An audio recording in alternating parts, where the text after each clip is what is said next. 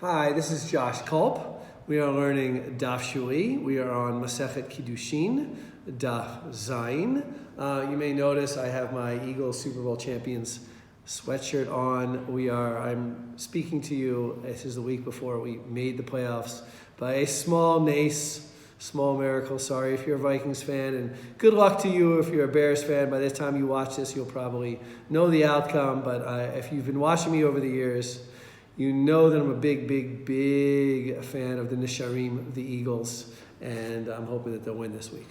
In any case, getting back to our daf of Gemara, this is really one of my favorite dafim of Gemara because in it we get a series of questions from one of my favorite Amoraim, certainly one of the most brilliant rabbis to ever live. His name is Rava, which just means the rabbi. He was evidently such a great rabbi that we don't even really call him by his name. There's a few other rabbis that are like that. And we can see here an amazing example of the high level of theoretical discourse that Rava engages in, asking questions that I think here, those of you who like to read practical rabbinics into the Talmud will see here that these are really obviously very theoretical, not things that people actually did, but trying to figure out the legal theory behind Kiddushin. Now let's just think to abstract for a second what Kiddushin really is, at least Kiddushin bekesef,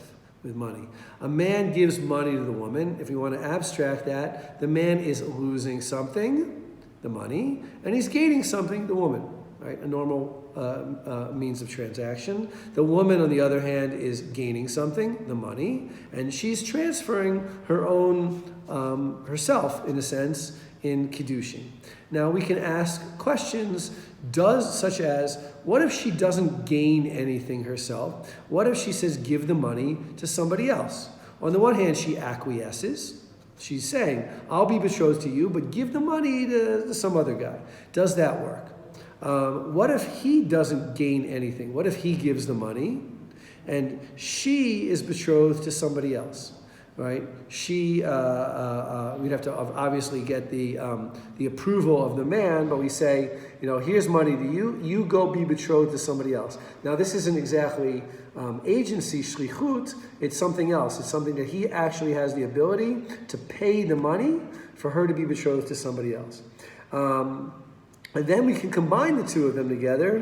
What if she doesn't gain anything because she's not taking the money, and he doesn't get anything because he's not the one getting married? For instance, she says, give money to somebody else, give money to X, and I will be betrothed to Y. Okay? Did people do such things?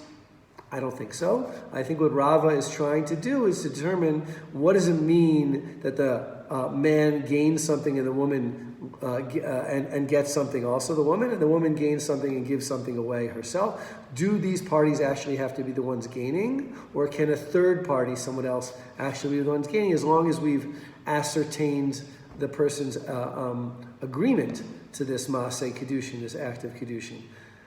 If you want, I could put this another way and say, is the essence of Kiddushin that material gain by or material loss by the husband actually giving something and the woman actually gaining something? Or is the essence of Kiddushin the man showing his desire to betroth a certain woman and the woman's showing her desire to be betrothed to a certain man? And as long as we have that, at least a physical mechanism of money transfer and the acquiescence, then we would have an act of Kiddushin.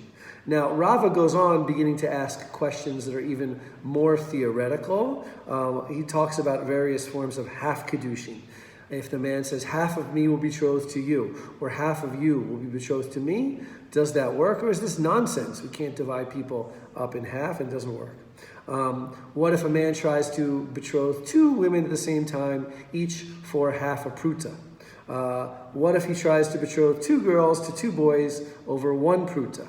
What do we do in that case? And then finally, I want to note the Gemara this daf ends with what is a practical case, and we see that in the story where a man tries to betroth with silk.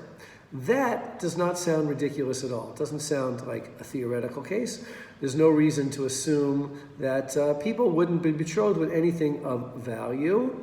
It's a very interesting case. I'm not going to give you the details of it, but it's a very interesting case illustrating the importance of ascertaining the woman's will, the woman's acquiescence to her Kiddushin. The rabbis were adamant that we had to make sure that the woman fully knew what she was getting into, because otherwise there could be a problem that she doesn't think that she was agreeing to be married, but she is married, and that could lead to all sorts of problems with potential adultery. So it's a very interesting theoretical page. The truth is, Daf Chet will continue on this theoretical notion, these three theoretical questions. I hope you can sort of take a moment. I know a lot of people really want to find the practical aspects of the Talmud, but to take a moment to imagine the brilliance of a man like Rava, who must have been able to engage in very high forms of abstract thinking. I know it's something that I admire about him, and I admire about the Talmud in general. So I hope you enjoy the daf, and go birds.